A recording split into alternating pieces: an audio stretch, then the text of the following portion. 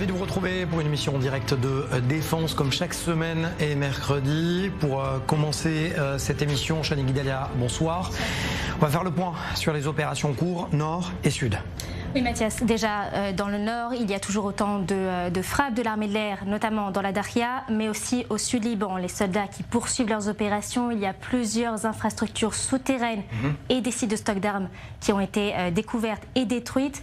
De l'autre côté, le Hezbollah qui poursuit ses attaques, on l'a vu avec ce barrage de roquettes important il y a à peu près 1 heure sur le centre d'Israël. Maintenant, la question c'est de savoir, est-ce que l'armée va intensifier ses opérations et si oui, de quelle façon? Là-dessus, il y a un débat depuis pas mal de temps entre l'état-major et le commandement nord. L'état-major, Herzi Halevi notamment, souhaite poursuivre et mettre l'accent sur les frappes aériennes. Donc pour lui, ça permet de détruire les infrastructures du Hezbollah puisque c'est ça le but principal. Et le principe, c'est que les soldats fassent des allers-retours, entrent au Liban seulement pour mener des opérations et ensuite retournent en Israël. Pour le commandement nord de Tsahal, le but, c'est de rester au Liban et de poursuivre les opérations, puisque selon eux, le fait de mener seulement des frappes aériennes, déjà c'est quelque chose qui est limité dans le temps, et puis aussi ça incite le Hezbollah, le temps que les soldats ne soient pas là, à revenir. Et d'ailleurs, il souligne que les tirs de missiles anti-chars qui ont été, les missiles anti-chars qui ont été tirés sur les soldats ces dernières semaines ont été tirés depuis des endroits où l'armée avait opéré et puis d'où lesquels elle s'était retirée. D'ailleurs, Uri Godin, le commandant du Front Nord, correspond plus ou moins avec la stratégie de Israël Katz, le ministre de la Défense, qui dit que si tous les objectifs de guerre ne sont pas respectés, eh bien il n'y aura pas d'accord. Dans le sud, des combats aussi intenses. Des combats qui se poursuivent dans plusieurs régions de la bande de Gaza. Déjà dans le nord de la bande de Gaza, principalement Jabalia, Beth Hanoun et Beth Laïa. Le sud aussi avec l'accent sur la région de Rafah. Preuve que les combats sont intenses dans le nord de la bande de Gaza, c'est qu'il y a 5 soldats qui ont été tués cette semaine. Les 4 de la brigade Kfir et un autre officier qui a été tué lundi. Au niveau des avancées opérationnelles, il y a plusieurs terroristes qui ont été éliminés, également des infrastructures du Hamas qui ont été détruites. Voilà pour toutes ces précisions. Merci Chani. Alors j'ai pu rencontrer tout récemment, ce matin, un lieutenant-colonel de réserve qui vient de sortir du sud Liban pour des raisons logistiques. Il ne pouvait pas être là aujourd'hui dans notre studio, mais je vous propose d'écouter son interview. Ça vaut le détour, plus d'1 an et 2 mois de réserve non-stop. Regardez. Et je suis avec le lieutenant-colonel Shachar Spada. Il était avec moi il y a quelques mois, au début de cette guerre, il y a plus d'1 an. Et il est avec moi de nouveau, 1 an et 2 mois de réserve. C'est assez exceptionnel, c'est rare. Il vient de sortir à peine du sud Liban. D'abord, on va lui demander son bilan de cette année de réserve. Ça a été une période pas simple, je peux dire la vérité, c'est une période compliquée, mais vous savez, ce qui m'attire toujours et me fait avancer, c'est de savoir que maintenant c'est mon tour. Je comprends maintenant que nous sommes en guerre pour la reconstruction de l'État d'Israël. Les gens ne le comprennent pas peut-être dans le monde, voient autre chose, mais nous sommes là dans une guerre existentielle. Et maintenant, c'est mon tour de dire je suis là pour l'État d'Israël. C'est ce qui m'a toujours attiré, et si on me rappelle, je retourne dès demain. Qu'est-ce que vous avez vu sur le terrain que vous ne saviez pas avant, ou alors vous vous dites de toute façon on savait faire et on va continuer à le faire? Écoutez, quand on s'est battu à Gaza, je n'ai rien vu de spécial. J'ai vu des entrepôts d'armes, on a tué qu'il fallait tuer, on a vu des infrastructures qui m'ont peut-être surpris en sous-sol, mais quand j'ai été dans le nord, là je dois dire que j'ai été surpris. La quantité de munitions et d'armements que j'ai vu, c'était invraisemblable. Je savais que c'était le cas, mais pas dans ces quantités. Et je dis merci au Tout-Puissant parce que le 7 octobre 23, il nous a fait un miracle. Et Dieu merci, nous reprenons la guerre maintenant dans le nord comme il faut. Mais effectivement, j'ai été surpris par la quantité. Qu'est-ce qu'il reste à faire au sud-Liban? On a l'impression que finalement l'armée fait du surplace pour l'instant. Vous revenez à peine du sud-Liban. Vous dites quoi? Ce que nous devons faire, et nous le faisons maintenant, c'est maintenant détruire les infrastructures. Toutes les zones de rassemblement du Hezbollah qui sont près de la frontière, nous les détruisons.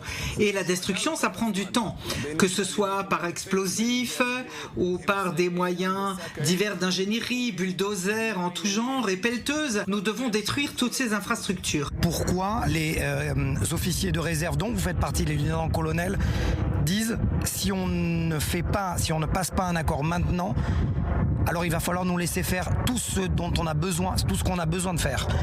Ça veut dire quoi concrètement ?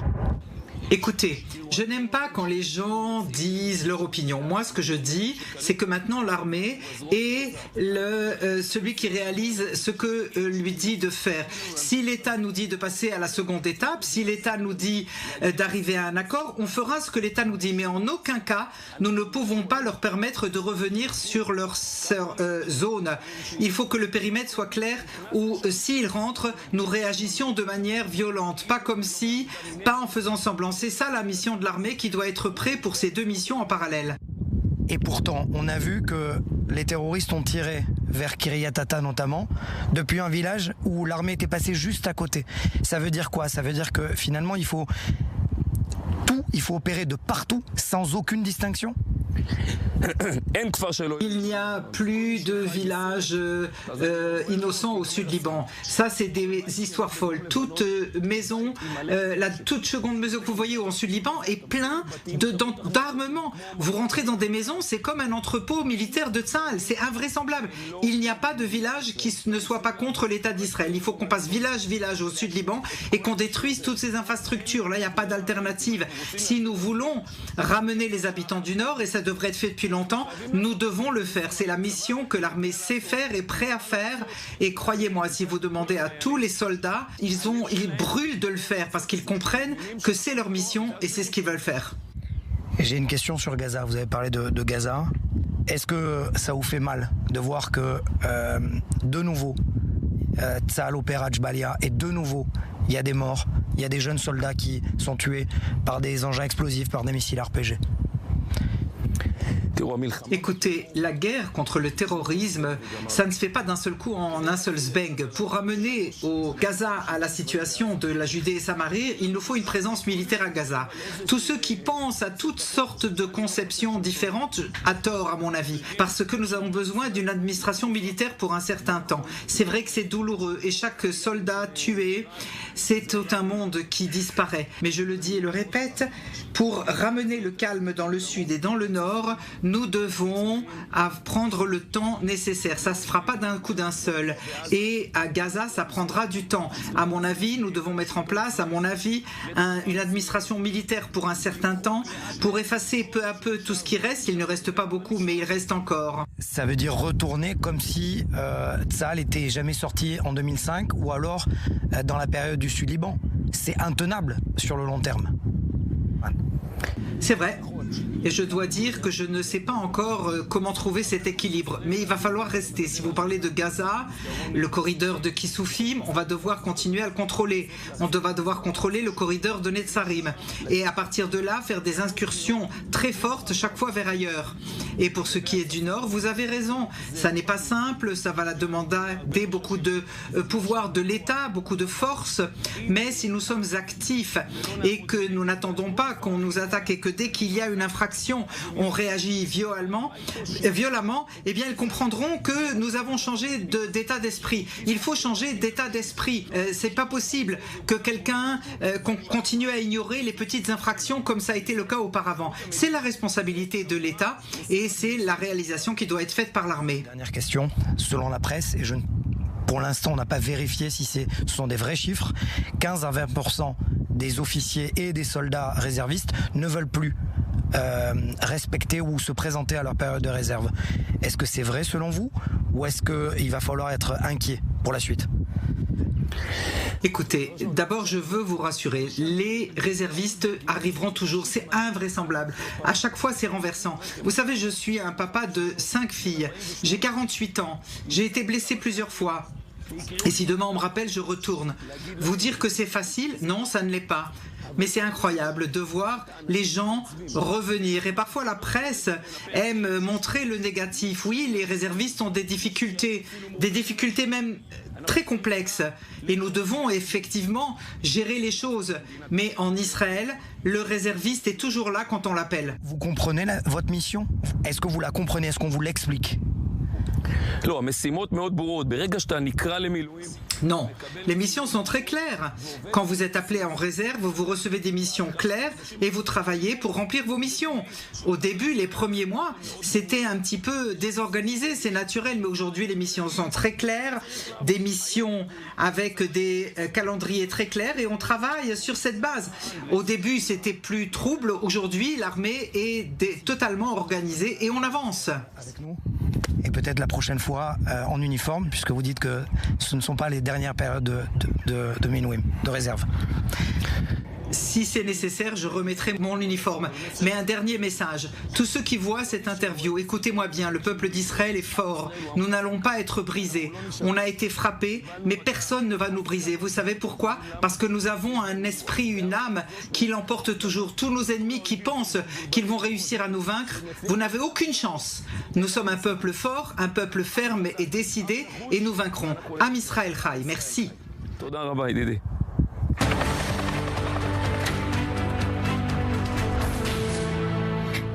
Allez, on reste dans la région avec l'Iran. Vous allez voir ce sujet. Un conseiller des gardiens de la Révolution est en Irak pour former justement les milices chiites à l'emploi des drones. Regardez, on en parle juste après. Mohamed Satari, son nom n'est pas connu. Il appartient à l'unité 402.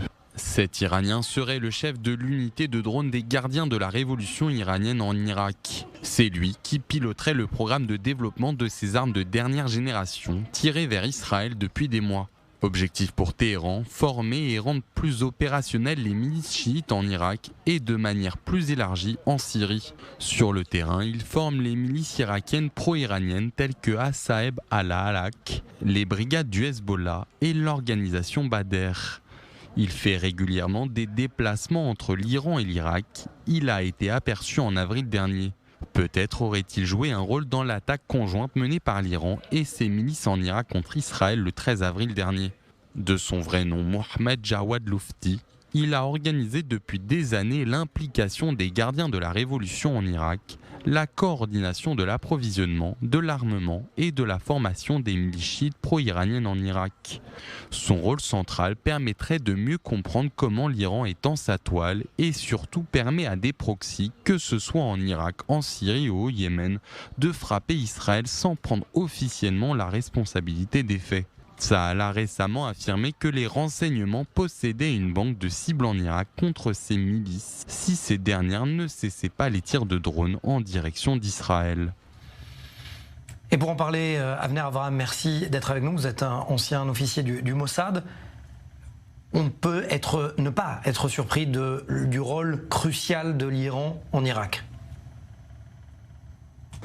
En effet, en Iran, il y a des forces en Irak, il y a des forces proxy, des relais armés par l'Iran. Et l'Iran veut absolument éloigner la prochaine attaque d'Israël en lançant les grandes attaques à partir de l'Irak. Mais là, ils commettent une erreur et j'espère que l'État d'Israël et Tsahal leur annonceront que les attaques de leurs représentants sont considérées comme des attaques iraniennes et on y réagira en conséquence. Il faut rappeler que l'Iran n'a plus de protection aérienne, nous avons fait preuve de capacité exceptionnelle et nous sommes là dans une fenêtre d'opportunité jusqu'à ce que Trump rentre à la Maison-Blanche. Biden veut obtenir des résultats dans une période qui peut être maintenant dangereuse, mais qui peut aussi être une période d'occasion à saisir. Alors justement à ce sujet, est-ce que vous croyez un seul instant que l'Iran peut dire au Hezbollah « Vous inquiétez pas, ne vous réarmez pas maintenant, dans le cadre d'un cessez-le-feu, on vous donnera les armes demain ».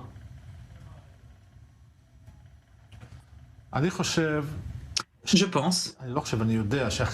Je sais en fait que le Hezbollah est le relais le plus important de l'Iran. Et nous sommes là dans une tendance, bien qu'il tire chaque jour, nous sommes là en train de démanteler le Hezbollah. Nous voyons les chiites s'enfuir vers le nord et se confronter avec les chrétiens, les sunnites. Ils sont en train d'être affaiblis. Nous avons liquidé leurs dirigeants. Nous les atteignons de manière importante au sud Liban. L'Iran veut préserver le Hezbollah et mon sentiment est qu'ils ont demandé aux Russes de s'impliquer pour essayer d'arriver à un accord. À ce sujet, d'ailleurs, malheureusement, il y a des combats extrêmement durs sur le terrain. Ça ne change pas la donne pour l'instant. Mais en même temps, qui peut croire en la bonne foi des Russes aujourd'hui? Il faudrait être fou.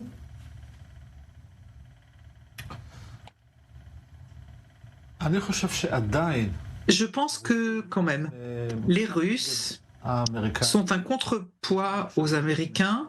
Ils ont des relations avec la Corée du Nord, avec l'Iran. Ils ont une force importante, ils ont une influence. Je peux même vous dire qu'à mon avis, ça dont nous avons vu les images aujourd'hui, publiées par le djihad islamique, d'abord, je vois qu'il est quand même relativement soigné parce qu'ils font attention aux Russes. Et ce n'est pas par hasard que c'est lui qu'on voit, parce qu'ils veulent créer un accord général. Les Russes vont peut-être s'impliquer, Biden va obtenir des résultats, il a déjà dit souvent qu'il fallait en finir. C'est une occasion, mais rappelons-nous d'une chose, si le Hezbollah pense qu'il nous tire des centaines de roquettes par jour et que c'est ce qui fera pression sur nous pour qu'on arrête, c'est exactement l'inverse qui est vrai. J'ai de la famille dans le Nord qui est évacuée et ils m'ont dit nous sommes prêts à souffrir encore et vivre au centre du pays, mais à condition qu'on continue à détruire leurs infrastructures et à les attaquer. En attendant, effectivement, le régime m'informe qu'il y a énormément d'alertes sur le pourtour frontalier et bien au-delà actuellement, au moment où on se parle. Je ne peux terminer cette interview sans vous poser la question, puisque vous venez du Mossad. Qu'est-ce qui se passe? L'Iran est sur le point d'agir en Thaïlande ou pourquoi le Mossad avertit les Israéliens de partir de Thaïlande?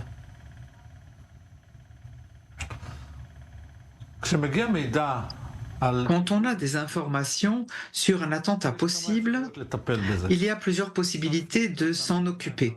On peut s'adresser à l'État, mais si on déclare et qu'on dit le Mossad annonce, eh bien c'est une manière d'empêcher l'attentat, c'est-à-dire de faire que les terroristes sachent qu'on sait qu'ils veulent attaquer et qu'ils sont suivis. Et parfois, cela permet de faire les choses. Moi, c'est plutôt, je pense que c'est plutôt pour faire peur. C'est la méthode du terrorisme et de la guerre des consciences. Ils essaient de faire peur. Si vous vous souvenez, quand on attendait la réaction iranienne pendant des jours, rappelons-nous que l'Iran, actuellement, a déclaré d'ailleurs que Trump rentre en fonction.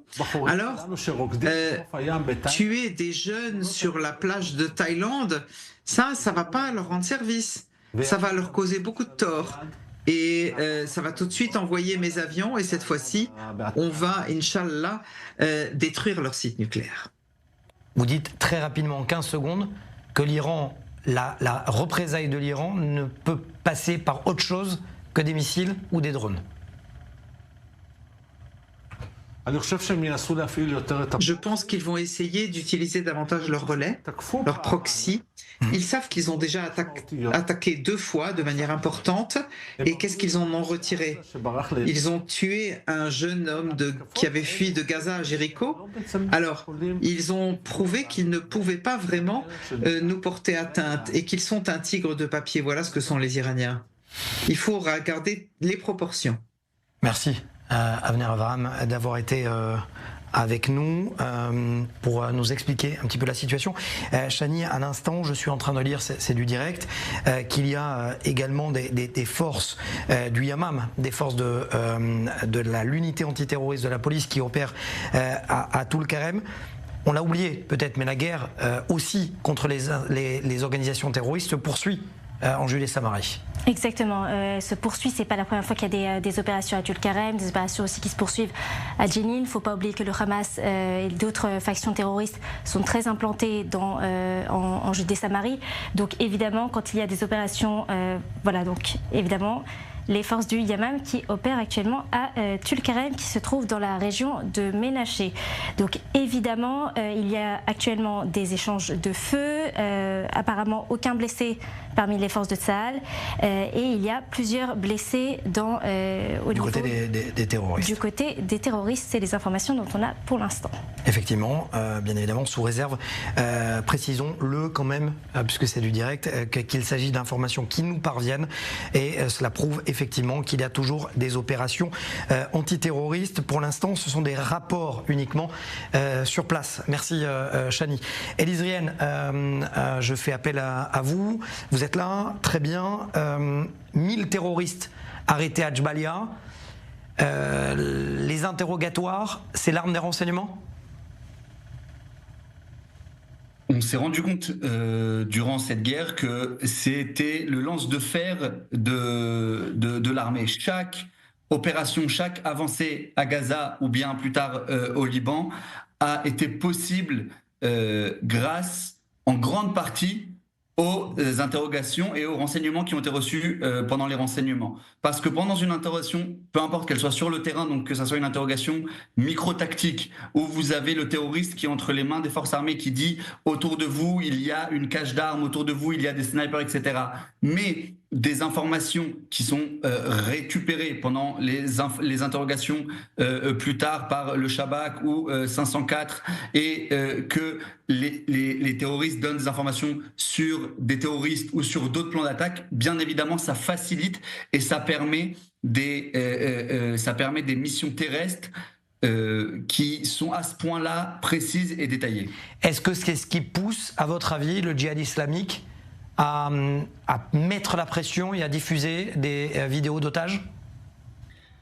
Alors déjà, ce qui est intéressant avec cette vidéo, c'est premièrement qu'elle n'est pas datée. Ça veut dire qu'on veut croire qu'elle est d'aujourd'hui, mais elle peut y être il y a 1 mois, 2 mois ou d'hier. Premièrement. La deuxième chose, on se rend compte qu'il est détenu par le djihad islamique. C'est-à-dire qu'on comprend que malgré tous les efforts du Hamas, encore à l'époque de Sinwar et de Def, il n'avait pas réussi à récupérer tous les otages. Ça veut dire que ça va poser une réelle question sur les négociations autour des otages. Est-ce qu'il y a une personne qui a reçu le mandat, si vous voulez, de tous les groupes terroristes pour mener ces négociations, ou à l'inverse, Israël va devoir négocier sur plusieurs fronts? Donc ça tord le coup de tous ceux qui disent que c'est Israël qui est responsable du fait qu'il n'y ait pas de deal. Au contraire, ce sont les organisations terroristes qui bloquent.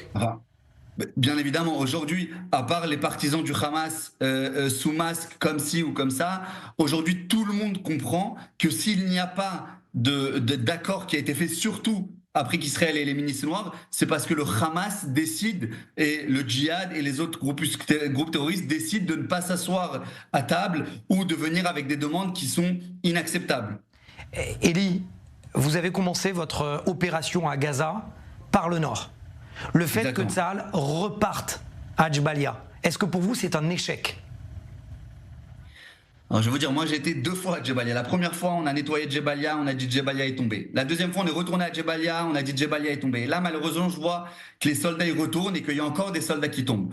Donc, il se faut poser la question, est-ce que c'est parce qu'il y a un manque de soldats et donc il y a un manque de soldats qui peuvent tenir le terrain? Est-ce qu'il y a un manque de décision politique qui décide quoi faire avec le nord de la bande de Gaza? Nous, en tant que citoyens et en tant que soldats et en regardant micro-tactique, le fait est qu'il n'y a pas de solution aujourd'hui à Djbalia. Et donc je ne sais pas si c'est un échec opérationnel comme c'est un échec de la politique. Et les décisionnaires doivent, maintenant qu'il y a un nouvel ère, l'ère de Trump que tout le monde attend comme si c'était le Mashiach, il faut que les décisionnaires, le Messie, il faut que les décisionnaires prennent des décisions. Qu'est-ce qu'ils vont faire avec ce nord de la bande de Gaza? Vous, en parlant de Gaza, l'ombre de Gaza plane sur Paris, en Europe. Vous revenez de Paris à l'instant. Vous étiez pour une série de conférences, vous avez rencontré notamment des élèves de Polytechnique. C'est quoi? C'est le Hamas qui importe sa propre guerre à Paris ou c'est Paris qui invite le Hamas à Paris? C'est pas le Hamas, c'est surtout les frères musulmans en fait qui sont dans une ligne depuis leur création en 1920 par Hassan el-Banna d'exporter ce conflit en faisant, on se souvient souvent de Al-Aqsa bil-Khatar, Al-Aqsa est en danger, donc c'est vraiment une technique du Hamas, des frères musulmans, de l'Iran, et oui, aujourd'hui les juifs français et aussi les Français surtout les Juifs français, vivent dans une peur constante. Moi, j'ai rencontré des jeunes et des moins jeunes qui me disent que, alors, ils ne se sont peut-être pas fait agresser directement, mais le nombre de personnes que j'ai rencontrées qui ont rentré les mezuzot, qui ont changé leur nom dans les applications, qui ne s'appellent plus Marciano sur Uber, de gens qui enlèvent leur kippote et qui mettent des casquettes, etc. Il y a une réelle ambiance qui est très très dur aujourd'hui. Rajoutez à ça aujourd'hui l'extrême gauche qui a le vent en poupe, et effectivement ça met les juifs dans une ambiance. Moi c'est ce que j'ai dit à Caroline Yadan, qui est la députée des Français d'Outre-mer. Si avant la question c'était le camp, c'était oui l'alia, non l'alia, aujourd'hui 99% des gens à qui je parle, c'est quand et comment. Merci Élise Rienne d'avoir été avec nous. La prochaine fois c'est en studio, promis. Bientôt. Avec plaisir. Merci Élise Rienne. Voilà, c'est la fin de cette édition. La formation continue sur i24 News.